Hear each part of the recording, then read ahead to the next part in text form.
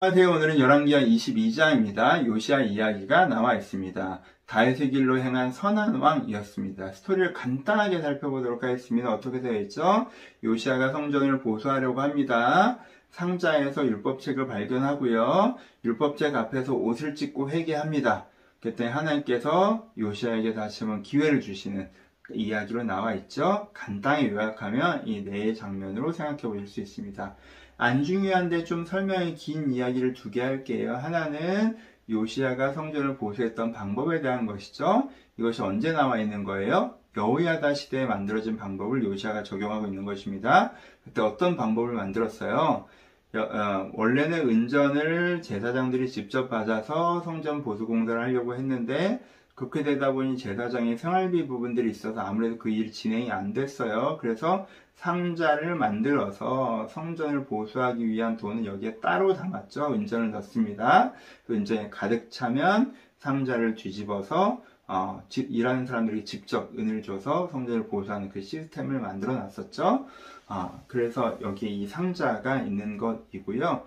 요시야가 이것을 잘 이해하고 실행했다는 것, 이스라엘 역사, 유다 역사, 신화 역사를 잘 이해하고 있었다는 것을 이 상자를 사용하는 장면에서 알 수가 있고요. 그래서 연결, 이건 좀 상상력에 대한 부분인데, 그럼 누가 도대체 그 율법책을 거기에 넣어놨을까? 왜 거기에 넣어놨을까에 대한 부분들을 상상으로 생각해 볼 수가 있겠죠? 그 당시에 므낫세 시대겠죠. 서기관이던 제사장이건 레위인이건 이 언약 율법책을 갖고 있는 사람이 고민을 했을 거예요. 그냥 두자니 므낫세 시대에 훼손돼 버릴 것 같고 꽁꽁 숨겨 놓자니 사라져 버릴 것 같고 그렇잖아요. 잊혀진 척이 되어버릴 수가 있잖아요. 너무 깊게 숨겨 놓으면 어떡하지? 이게 악한 사람에게 훼손당하지 않아야 되는데 언젠가 믿고자 하는 사람이 등장했을 땐 그 사람의 이책이 잘 전달돼야 돼. 어떻게 해야 그렇게 할 수 있을까? 라고 생각하다가 상자에 넣어놓는 아이디어를 떠올렸겠죠. 이게 너무 기가 막히는 생각이죠, 여러분. 그렇잖아요. 신앙이 없는 시대에는 아무도 은전을 그 상자에 넣지 않을 거예요. 성전을 보수하라고 돈을 낼 사람이 없을 것입니다. 그럼 그 상자는 항상 비어 있겠죠. 그런데 누군가 신앙을 제대로 해보려고 하는 사람이 나타난다면 그 시대가 시작된다면 분명히 성전을 보수하려고 할 것이고 여기에 은전을 넣을 것이고 그리고 이 상자를 열겠죠. 그럼 그때 율법책을 발견할 거예요. 그러면 신앙을 제대로 해보려고 하는 사람에게 그 책이 전달되는 거잖아요. 그러니까 너무너무 기가 막힌 아이디어를 내서 거기에 넣어놨지 않나 라고 생각해 볼 수가 있습니다. 별로 안 중요한 얘기 두 가지. 이 상자가 어떤 모티브가 돼서 얘기가 전달되기 때문에 얘기를 추가해서 말씀드렸고요. 하지만 중요한 순서는 너무 짧게 하고 별로 안 중요한 얘기를 길게 했네요. 중요한 줄거리 다시 한번 합니다. 성전을 보수하려고 하고요. 율법책을 발견하고요. 거기서 옷을 찢고 회개하고요. 하나님께 다시 한번 기회를 주시는 이야기로 이어지고 있습니다. 적용해보죠. 첫 번째 성전을 보수한 것에 대한 이야기를 해봅시다. 이제까지 므낫세 신앙으로서 이스라엘이 이상한 것들을 다 믿었는데 지금 성전을 보수하려고 해요. 성전을 보수하는 것 자체가 뭐 하는 거예요? 성전 신앙, 개인권의 신앙, 하나님의 부름받은 사명에 사는 신앙이 회복된 거죠. 그래서 우리가 이 모든 다윗의 길을 따라가는 위대한 여정의 출발점은 우리가 복음을 온전히 믿는 것에서부터 출발하는 것이구나. 내가 예수님께서 내 죄를 사하시고 구원하신다는 그 믿음, 그래서 내가 이제부터 내 뜻대로 살지 않고 주님 뜻대로 살겠다는 그 믿음에서부터 모든 게 시작된다라는 것도 묵상해 보셨으면 좋겠고요. 복음에서부터 출발하는 것이다 라는 부분 오늘 첫 번째가 될 것 같고, 두 번째는 같은 부분에서 연결해서 여러분 이 장이 참 설교할 게 많은, 묵상할 게 많은 장이라고 저는 생각해요. 그냥 제목만 간단하게 해보도록 하겠습니다. 이 보수에서 해볼 수 있는 두 번째 장면은 무엇입니까? 우리가 무엇인가 훼손된 것을 봤을 때 평가의 태도보다 보수의 태도, 회복의 태도를 가져야 된다는 것도 묵상해 볼 수 있을 것 같습니다. 성전이 저렇게 됐네. 므낫세가 그래서 성전이 저 모양이 된 거야. 라고 말하고 끝나는 사람은 회복의 사람이 아니죠. 성전이 저 모양이 됐네. 므낫세 시대에 성전을 함부로 대하면서 성전이 더 많이 훼손되었다. 우리가 하나님의 신앙을 회복하려면, 여호와의 신앙을 회복하려면 이 성전을 다시 한번 회복해야겠다. 라는 것까지. 그러니까 평가하는 사람이 아니라 보수하는 사람, 회복하는 사람이 될 때 우리 안에 일하신 하나님을 경험할 수가 있다는 부분도 묵상해 보실 수 있을 것 같습니다. 세 번째 우리가 묵상할 것은 말씀 앞에서 우리의 태도입니다. 이 부분이 오늘 장에서 가장 중요한 것이죠. 여러분, 요시야 시대는 말씀이 사라졌다가 요시야가 말씀을 처음 딱 접한 거잖아요. 근데 요시야가 그 말씀 앞에 어떻게 반응합니까? 정말 말씀을 듣는 한 사람의 성도로서, 한 사람으로서 반응하죠. 하나님께서 순수하게 이 말씀 앞에 반응한다는 거예요. 하나님께 언약을 믿으면 축복하시고 언약을 믿지 않으면 저주한다고 하셨구나. 그 말씀이 지금 이루어지고 우리가 저주를 받고 있는구나. 저 말씀에 저렇게 하셨구나. 그 말씀대로 이루어졌구나 하는 말씀을 순전하게 믿는 게 요시아의 태도라는 거예요. 그렇죠? 옛날 왕들은 어땠겠어요?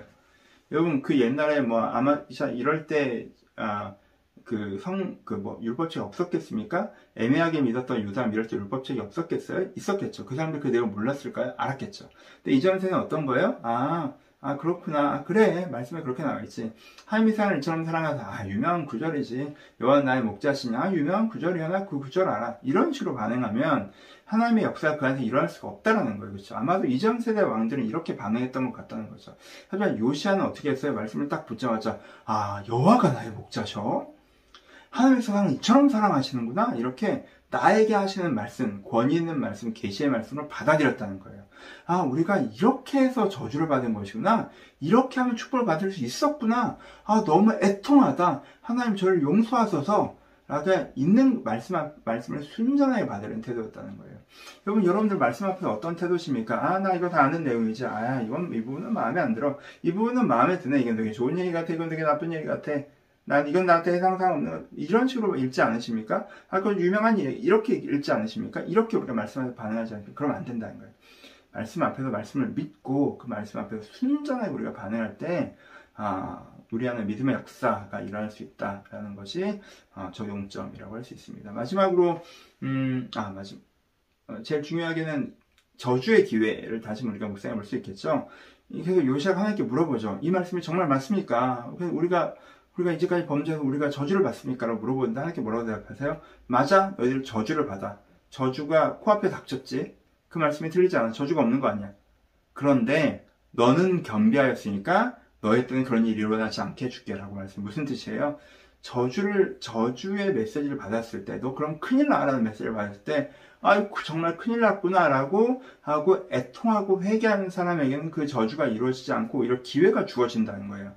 하지만 그런 저주를 무시하고 뭐 저런 얘기를 하고 하는 사람한테는 정말 그 일이 이루어질 수 있다는 거죠. 그래서 저주라는 것 자체가 나쁜 얘기가 아니라 하나님께 주시는 마지막 기회라는 거. 그래서 하나님께 우리를 지적하실 때, 우리 마음을 찔르실 때, 여러분 거기에 대해서 여기 왜 찔리게 해? 하고 합리화하거나 외면하거나 그러지 않고 그 찔림에 우리가 반응하는 것, 이것이 되게 필요하다. 그럼 우리 가운데 정말 기회가 있다, 변화가 있다라는 것도 기억해 보셨으면 좋겠고요.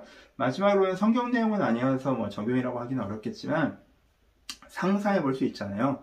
아마도 그런 사람이 율법책을 갖다 놓지 않았을까 생각해 본다면, 그 묵상을 인정한다면 지혜에 대해서도 생각해 볼 수 있을 것 같습니다.